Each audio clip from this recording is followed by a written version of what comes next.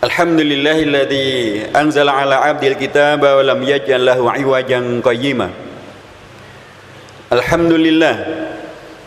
Alhamdulillahilladzi arsala rasulahu bil huda wa dinil haqqi lidhhirahu 'alad dini kullihi wa kafa billahi shahida. Fa asyhadu an la ilaha illallah wahdahu la syarikalah wa asyhadu anna sayyidana Muhammadan 'abduhu wa rasuluhu wa safiyyuhu alladzi la nabiyya ba'dah. Syahadatan tub'iduna min jami'i masayidi syaitan wa tuqarribuna ila jami'i ma yurdir rahman. Salatu wassalamu ala khairi khalqillah, ala habibina wa syafi'ina wa qaidina wa qudwatina wa aswatina nabiyyina Muhammad. Assalatu wassalamu alaihi wa ala azwajihi ummahatil mu'minin wa ala alihi tayyibin wa ala ashabihil mardiyin wa ala man ittaba'ahum bi ihsanin wa ridwanin ila yaumiddin yauma nalqar rahmanal mannan. Amma ba'd, fa ya ibadallah wa ya ma'syaral musallin, usikum wa iyaya nafsi bi taqwallah, fattaqullaha haqqa tuqatih wa la tamutunna illa wa antum muslimun. Fattaqullaha ibadallah haqqa tuqatih faqad fazal muttaqun.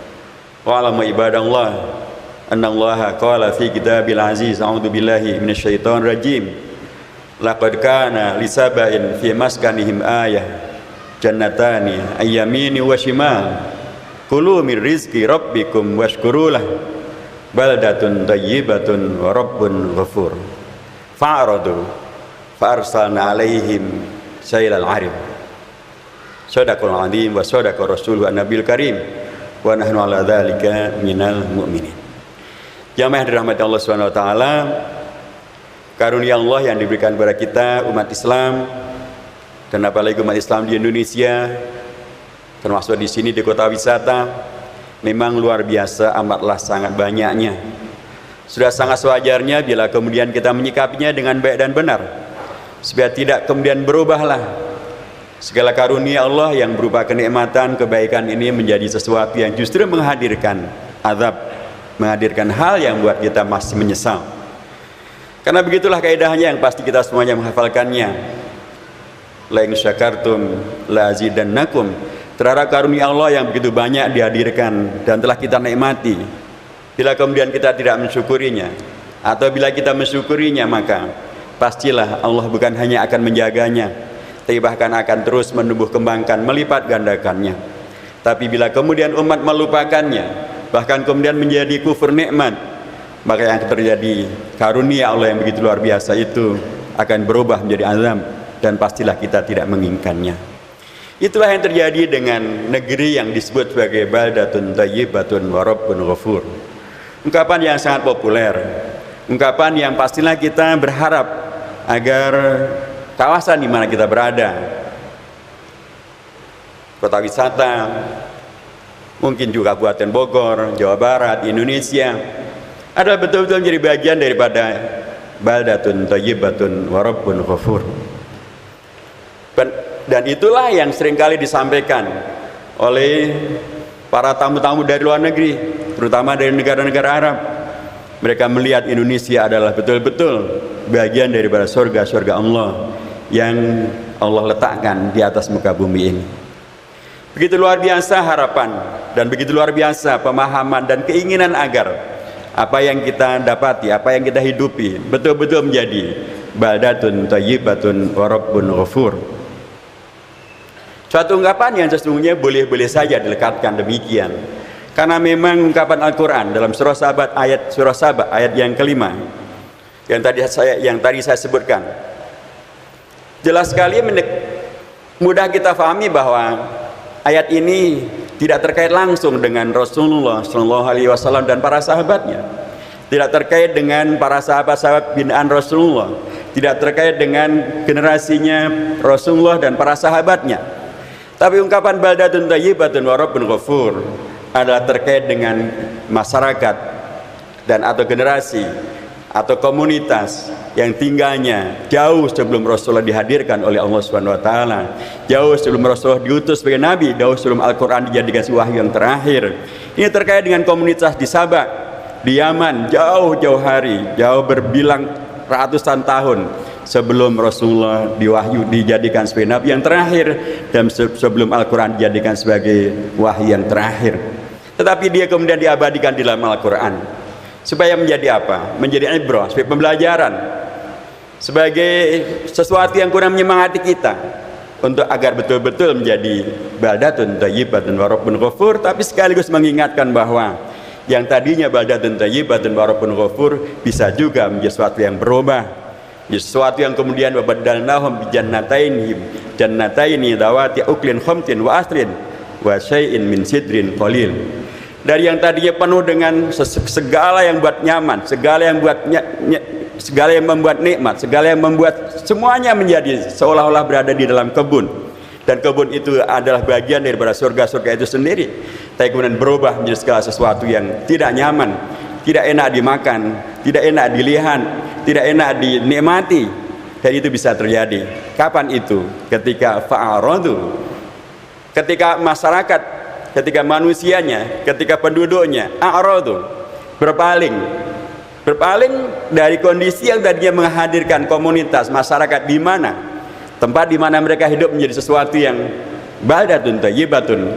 Ketika fa'aradu, pastilah tidak lagi menjadi baldahnya, negerinya, kawasannya, bukan lagi menjadi kawasan yang thayyibah. Dan kemudian karenanya, kalau tadinya Rabbunnya Ghafur, Allah Tuhannya mengampuni, ridho, dan karenanya menghadirkan segala yang baik bagi masyarakat yang tinggal di sana, berubah menjadi munculnya beragam hal yang membawa kepada terjadinya petaka, menjadi terjadinya bencana, menjadi segala yang kemudian merubah dari yang nyaman menjadi tidak nyaman. Ayat ini hadirkan sekali lagi jamaah dirahmati Allah Subhanahu wa taala untuk menegaskan dan mengingatkan kembali bahwa segala kebaikan yang Allah hadirkan, termasuk negeri kita Indonesia ini. Tadi saya sampaikan betapa begitu banyak para tokoh yang hadir dari Timur Tengah melihat Indonesia ini adalah betul-betul semacam surga Allah yang Allah hadirkan di muka bumi. Tetapi bila kemudian umat melupakan tentang karunia Allah yang luar biasa ini, bahkan fa'aradu, sebagaimana orang-orang dari Sabak dahulu fa'aradu, maka kondisi yang tadinya adalah jannah yang menghadirkan baldatun thayyibatun wa rabbun ghafur bisa kemudian menghadirkan sesuatu yang berubah total. Dan inilah yang harus kita khawatirkan, inilah yang harus kita cermati. Karena pada hakikatnya, apakah akan negeri itu menjadi berubah menjadi baldatun thayyibatun wa rabbun ghafur, atau tetap menjadi baldatun thayyibatun wa rabbun ghafur, tetaplah kemudian peran daripada masyarakatnya, peran daripada penduduknya adalah yang paling utama. Karena Al-Quran mengatakan fa'aradu, masyarakatnya sendirilah yang berpaling, masyarakatnya sendirilah yang merubah, bukan Allah yang tiba-tiba kemudian merubahnya. Karena kaidahnya memang adalah innallaha la yughayyiru ma biqaumin hatta yughayyiru ma bi anfusihim. Allah tidak akan merubah segala kebaikan yang Allah telah hadirkan, Allah karuniakan kepada umat manusia sampai manusia itu sendiri yang merubahnya. Demikianlah ketika dalam surah Al-A'raf Allah mengingatkan, walau anna ahlal qura amanu wattaqau la fatahna alaihim barakatim minas sama'i wal ard.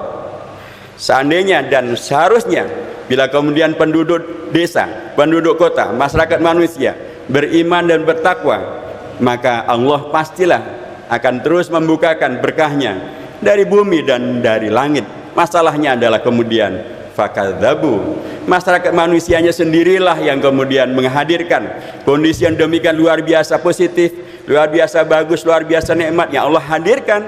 Tapi kemudian karena manusianya kadzabu, karena manusianya membohongkan, manusia tidak lagi beriman, manusia tidak lagi bertakwa, manusia tidak lagi menjadi hamba-hamba Allah yang jujur dan ikhlas, tapi menjadi hamba Allah yang culas dan menghadirkan beragam kejahatan-kejahatan, maka rasional saja, manusiawi saja, logis saja bila kemudian segala yang baik itu berubah menjadi segala sesuatu yang membawa kepada kenistapaan, kepada sesuatu yang membawa kepada hilangnya karunia yang harusnya tetap ada itu. Jadi jamaah dirahmati Allah Subhanahu wa taala, bahwa kemudian negeri menjadi badan thayyibatun wa rabbun ghafur bisa saja dilekatkan kepada negeri di mana kita berada. Karena hakikatnya ini adalah negara yang dulunya pun dilekatkan kepada satu komunitas yang bukan komunitas yang dibina oleh langsung oleh Rasulullah dan para sahabatnya.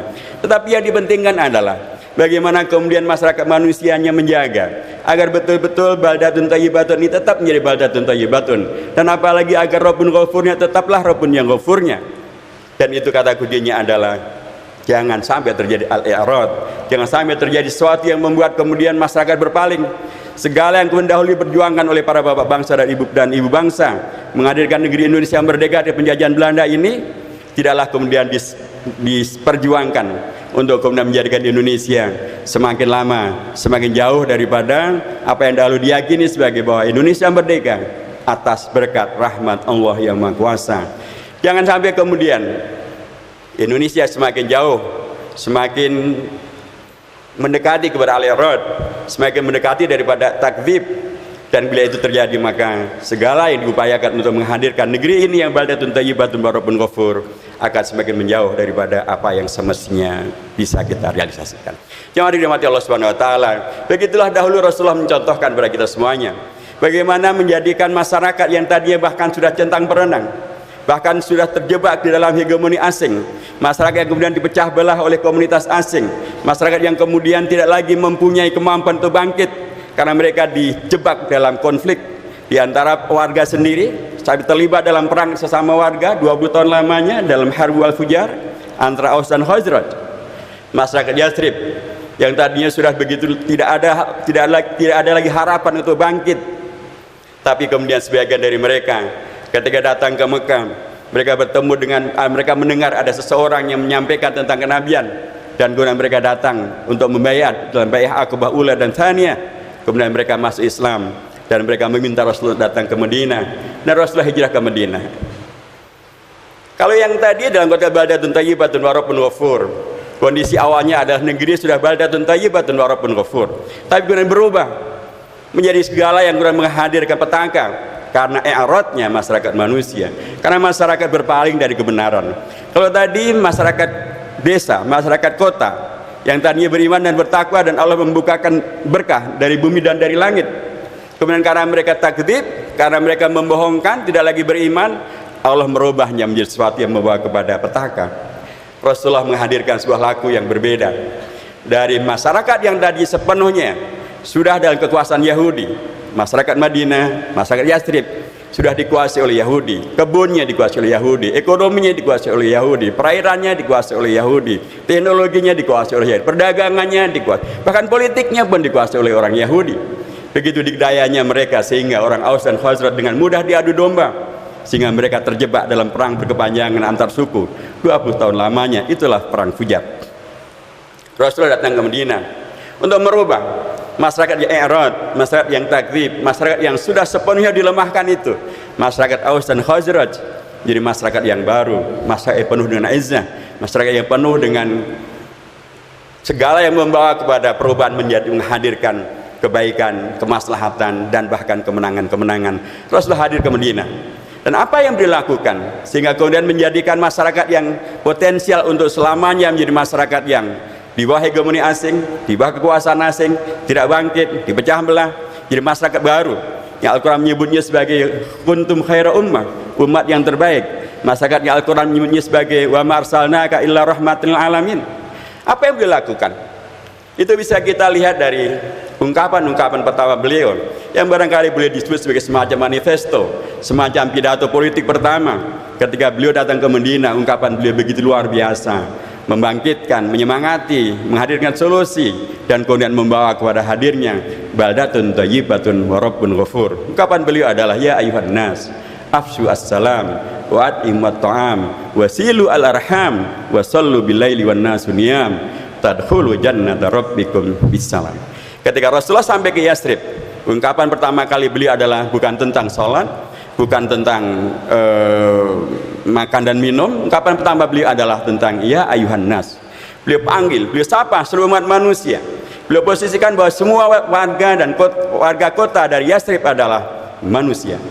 Anda bukan setan, Anda bukan hewan, Anda bukan batu, Anda adalah manusia. Anda manusia, karenanya Anda punya potensi untuk menjadi baik. Anda manusia, karenanya Anda mempunyai keunggulan-keunggulan dibanding yang lain untuk menghadirkan peradaban yang lebih baik daripada yang lainnya. Anda manusia, Karenanya Anda semuanya adalah hamba-hamba Allah Subhanahu wa taala. Anda manusia, karenanya kita semuanya adalah saudara. Saudara dalam kemanusiaan, saudara dalam al-Islam. Dengan pendekatan ini maka seluruh warga menjadi merasa tidak ada lagi dikotomi, tidak ada lagi yang satu dilebihkan dari yang lain, yang satu dianak emaskan, yang lain dianak tirikan, ormas ini dianak emaskan, ormas itu dianak tirikan, sehingga kemudian menghadirkan konflik sepanjang waktu, menghadirkan saling tidak percaya sepanjang waktu, menghadirkan kondisi yang bisa menjadi bom waktu yang kemudian akan bisa memecah belah anak bangsa. Ya ayuhan nas, beliau panggil semuanya, baik itu siapapun masyarakat ada di Madinah, dan masyarakat Madinah waktu itu terdiri dari kelompok masyarakat yang beragam. Ada orang Arab, ada orang Arab Muslim, ada orang Arab yang masih paganis, ada orang Yahudi, ada pendatang, ada suku asli, ada suku asli pun beragam suku, pendatang juga beragam suku. Rasulullah menyapa mereka dengan ungkapan yang sama, ya ayuhan nas, Anda semuanya, kita semuanya adalah manusia dengan segala potensi baik yang dimiliki oleh manusia. Ya ayuhan nas. Tapi ayuhan nas manusia ini oleh Rasulullah kemudian diarahkan. Setelah semuanya merasa bahwa semuanya dihormati, semuanya disapa dengan pendekatan yang sangat terhormat, tidak ada yang dianak emaskan dan tidak ada yang dianak tirikan, semuanya adalah manusia. Rasulullah kemudian mengajarkan tentang manusia yang baik adalah ayuhan nas, afshu assalam, tebarkanlah assalam. Dan kita berada di Masjid Darussalam, tebarkanlah salam. Apakah salam dalam ungkapan verbal assalamualaikum, atau salam dalam perilaku menghadirkan kedamaian, keamanan, kenyamanan, semua orang nyaman melihat kita hadir, semua orang nyaman melihat keberadaan kita, semua tidak merasa ada ancaman, karena kita semuanya adalah saling menghormati, kita semuanya adalah manusia. Afshu assalam. Kalau kemudian telah terbangun rasa saling percaya, rasa bahwa kita semuanya tidak ada yang saling kemudian merasa terancam, kita semuanya ada damai dan kedamaian, maka kehidupan akan kemudian bisa kita bangun dengan jalan terbaik. Afshu assalam. Dan kemudian berikutnya, silul arham, lakukan langkah yang konkret, silaturahim lah. Silaturahim, kata yang luar biasa, sangat mendasar, karena dengan ar-rahim artinya kita diingatkan kembali bahwa sesungguhnya kita semuanya ada bersaudara. Latar belakang ormas, latar belakang orpol, latar belakang profesi, latar belakang daerah, latar belakang suku bukanlah kemudian sesuatu yang membuat kita menjadi harus melupakan fakta bahwa kita semuanya adalah satu keluarga besar, anak turun dari Nabi Adam alaihissalam. Silaturahim, ar-rahim artinya adalah qarabah, kekerabatan kita semuanya. Rasulullah mengajarkan agar kokohkanlah silaturahim. Dan di Madinah ada begitu beragam kelompok. Tadi saya katakan ada benua Asia, ada pendatang, ada Arab, ada non-Arab. Arab pun beragam-ragam. Ada Yahudi juga ada di sana, ada Muslim, ada non-Muslim. Rasulullah mengajarkan untuk bersilaturahim. Sambungkanlah silaturahim. Dan kalau itu terjadi, sekali lagi masyarakat akan kemudian saling percaya, saling kokoh, saling dukung-mendukung, saling kuat menguatkan. Dan apalagi berikutnya adalah jangan hanya silaturahim biasa. Karena masyarakat menyaksikan banyak masalah, dan masalah itu harus ada solusinya. Di antara masalah yang paling utama tentu adalah masalah ekonomi. Karenanya wasilul arham wa at'imut ta'am, berikanlah solusi terhadap problema ekonomi mereka. Kalau mereka punya masalah dengan masalah makan dan minum, berikan makan dan minum. Kalau mereka punya masalah dengan masalah yang terkait dengan ekonomi apapun, hadirkanlah solusi bagi permasalahan yang mungkin dihadapi oleh sesama umat itu. Dengan cara itu maka umat semakin kokoh. Umat tahu bahwa beragama, berkehidupan adalah menghadirkan solusi bagi beragam permasalahan yang mungkin ada di antara umat manusia, dan itu ada bagian daripada mengokohkan keberadaan manusia, dan masyarakat manusia akan menghadirkan negeri yang betul-betul baldatun thayyibatun wa rabbun ghafur. Dan yang berikutnya adalah wasallu bilaili wan nas niyam. Rasul mengingatkan kembali bahwa karena kita adalah manusia, kita adalah hamba-hamba Allah, maka tidak mungkin kita hidup hanya dengan pendekatan sosial saja, tidak mungkin kita hidup hanya dengan pendekatan material saja, tidak mungkin kita hidup hanya dengan pendekatan profesional saja. Pastilah ada juga pendekatan spiritual di sana, karena dalam konteks hamba Allah, dalam konteks kemanusiaan yang hakiki, pastilah kita adalah bukan terdiri dari sekedar apa yang tampak, apa yang lahir, tapi juga apa yang tidak tampak, apa yang batin. Itu yang terkait dengan masalah-masalah spiritual, masalah-masalah keagamaan, penting untuk dikuatkan. Kalau masalah keduniaan kita kuatkan supaya negeri tetap menjadi baldatun thayyibatun wa rabbun ghafur, maka agar itu betul-betul kuat secara lahir dan batin, secara utuh, secara sempurna, penguatan hubungan dengan Allah mutlak dilakukan. Itulah wasallu bilaili wan nasun niyam. Bila itu semuanya dilakukan, wajar bila kemudian pahalanya adalah tadkhulu jannata rabbikum bisalam. Yang dirahmati Allah Subhanahu wa taala, Rasulullah memberikan kepada kita sebuah ajaran yang operasional bagaimana menjaga agar baldatun thayyibatun wa rabbun ghafur tetap menjadi baldatun thayyibatun wa rabbun ghafur. Ketika kemudian ajaran Rasulullah tadi kita ikuti, yang akan terjadi bukan al-i'rad, bukan fa'radu, fa'arsalna alim sayl arim. Kalau Rasulullah dan segala ajarannya tadi kita ikuti, maka yang terjadi pastilah bukan fakadzabu, dan kemudian berubahlah segala barokat yang Allah bukakan dari langit dan bumi itu, dia akan justru akan menjadi tetap. Karena Rasulullah memberikan kepada kita ajaran yang demikian sangat konkret, operasional, kontekstual, dan tetap layak untuk bisa dan selalu kita ikuti agar negeri kita tidak berubah dari baldatun thayyibatun wa rabbun ghafur menjadi sesuatu yang tidak pernah kita inginkan, karena begitu banyak adabnya, begitu banyak masalahnya, begitu banyak problemanya, begitu banyak malapetakannya, dan bukan untuk itu kita hadir. Dan Islam hadir bukanlah untuk menghadirkan segala malapetaka, tapi justru untuk menghadirkan kelanggengan dan kelangsungan.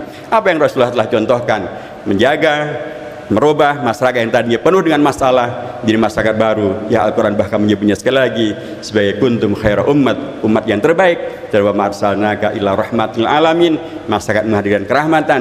Dan itu pastilah bukan masyarakat yang menghadirkan musibah, bukan masyarakat yang menghadirkan masalah, bukan masyarakat yang merubah baldatun thayyibatun wa rabbun ghafur menjadi baldatun yang tidak thayyibah, dan rabbunnya pun juga tidak ghafur. Aqulu qouli hadza wa astaghfiru li wa lakum fastaghfiruhu innahu huwal ghafurur rahim.